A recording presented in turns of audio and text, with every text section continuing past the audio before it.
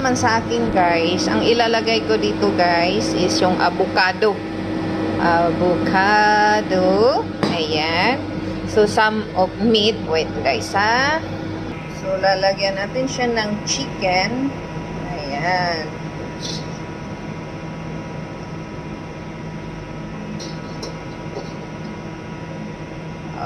Okay. So, ito po yung food ko, guys. Ayan, may egg po tayo. Ganon. Done na po tayo sa ating diet recipe, guys.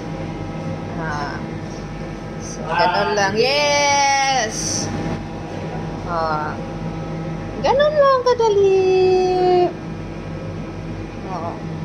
Okay. Mabilis lang pang gawa, guys, sa food natin, guys. So, thank you for watching.